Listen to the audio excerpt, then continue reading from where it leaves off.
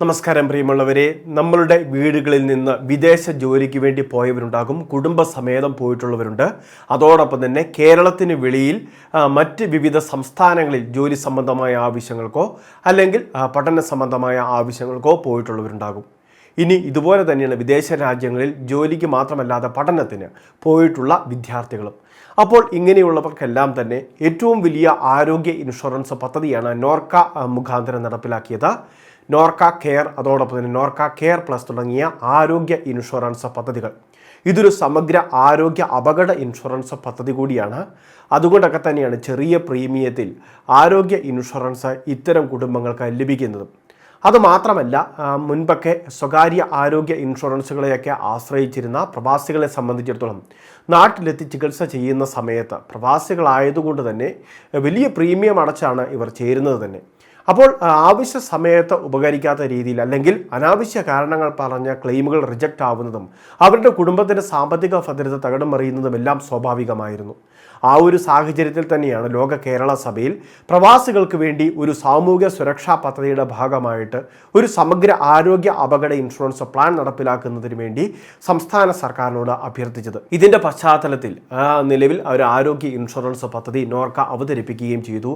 അതാണ് കഴിഞ്ഞ വർഷം മുതൽ ആരംഭിച്ചിട്ടുള്ള നമ്മളുടെ സംസ്ഥാനത്തെ നോർക്ക കെയർ, അതോടൊപ്പം തന്നെ കെയർ പ്ലസ് തുടങ്ങിയ ആരോഗ്യ ഇൻഷുറൻസ് അപകട ഇൻഷുറൻസ് പരിരക്ഷ. അപ്പോൾ ഈ പദ്ധതി ഇപ്പോൾ വിപുലീകരിച്ചിട്ടുണ്ട്. 1 കോടി രൂപ വരെ ആനുകൂല്യം ലഭിക്കുന്ന രീതിയിലേക്ക് മാറ്റങ്ങൾ വന്നിട്ടുണ്ട്. പക്ഷേ അതിൽ പ്രീമിയം കൂടുതലാണ്. എങ്കിൽ പോലും സാധാരണക്കാർക്ക് അല്ലെങ്കിൽ എല്ലാവർക്കും തന്നെ താങ്ങുന്ന രീതിയിൽ ബഡ്ജറ്റ് ഫ്രണ്ട്ലി ആയിട്ടുള്ള ഒരു ആരോഗ്യ ഇൻഷുറൻസ് പാക്കേജാണ് 5 ലക്ഷം രൂപയിലൊക്കെ നമുക്ക് ലഭിക്കുന്ന ആരോഗ്യ ഇൻഷുറൻസ്. അപകട ഇൻഷുറൻസ് എന്ന രീതിയിൽ 10 ലക്ഷം രൂപ കൂടി നമുക്ക് ലഭിക്കുന്നുണ്ട്. 18 വയസ്സ് മുതൽ 70 വയസ്സ് വരെയുള്ളവർക്ക് സ്കീമിൻ്റെ ഭാഗമാകുന്നതിന് വേണ്ടി സാധിക്കും. വ്യക്തിഗത പോളിസി എടുക്കുന്നതിന് 8101 രൂപയോളമൊക്കെയാണ് ചിലവാകുന്നത്. എന്നാൽ ഗ്രൂപ്പ് ഒരു ഇൻഷുറൻസ് പോളിസി ആയിട്ട് കണക്കാക്കുന്ന ഈ നോർക്ക കെയർ പദ്ധതിയിൽ ഒരു ഫാമിലിക്ക് ചേരുന്നതിന് ഏകദേശം 13,500 രൂപയോളമാണ് ചിലവാകുന്നത്. അത് അവർക്ക് 70 വയസ്സാകുന്നത് വരെ തുടരുന്നതിന് വേണ്ടി സാധിക്കും. സാധാരണ മറ്റ് ആരോഗ്യ ഇൻഷുറൻസുകളിൽ പ്രായം കൂടുന്തോറും നിലവിൽ അടയ്ക്കേണ്ട പ്രീമിയത്തിൽ മാറ്റങ്ങൾ വരാറുണ്ട്. എന്നാൽ ഇതൊരു ഫിക്സഡ് പ്രീമിയമാണ് നമ്മൾ അടയ്ക്കേണ്ടത്. അതുമാത്രമല്ല, പറഞ്ഞിരിക്കുന്ന നമ്മളുടെ ക്ലെയിം എമൗണ്ട് അല്ലെങ്കിൽ നമ്മൾ ഇൻഷുർ ചെയ്തിരിക്കുന്ന എമൗണ്ടിൻ്റെ നിശ്ചിത ശതമാനം വീതം ഓരോ രോഗങ്ങൾക്കും കൃത്യമായിട്ട് ലഭിക്കുകയും ചെയ്യുന്നുണ്ട്. രാജ്യത്തുടനീളമുള്ള 14,000-ഓളം വരുന്ന നെറ്റ്വർക്ക് ഹോസ്പിറ്റലിൽ ക്യാഷ്ലെസ് ട്രീറ്റ്മെൻറ്റും അതോടൊപ്പം ക്യാഷ്ലെസ് സൗകര്യം ലഭ്യമാകാത്ത ഹോസ്പിറ്റലാണ് എങ്കിൽ നമുക്ക് റീഇംബേഴ്സ്മെൻറ്റ് സൗകര്യം കൂടി ഏർപ്പെടുത്തിയിട്ടുണ്ട്. ഡിസ്ചാർജ് ചെയ്ത 30 ദിവസത്തിനുള്ളിൽ തന്നെ നമ്മൾ ക്ലെയിം ഡോക്യുമെൻറ്റ്, അതോടൊപ്പം തന്നെ മറ്റ് അനുബന്ധ മെഡിക്കൽ സർട്ടിഫിക്കറ്റുകൾ, മെഡിക്കൽ ബില്ലുകൾ ഇതെല്ലാം തന്നെ ഹോസ്പിറ്റലിൻ്റെ ഡോക്ടറുടെ സൈനും സീലുമൊക്കെ സഹിതം കൃത്യമായിട്ട് നമ്മൾ അയച്ചു കൊടുക്കുകയാണ് വേണ്ടത്.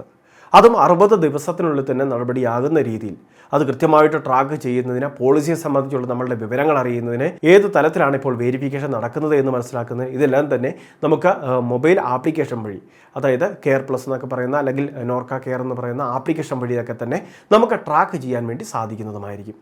അപ്പോൾ ഈ സമഗ്ര ആരോഗ്യ ഇൻഷുറൻസ് പദ്ധതിയുടെ ആദ്യഘട്ടം അവസാനിച്ചിരുന്നു.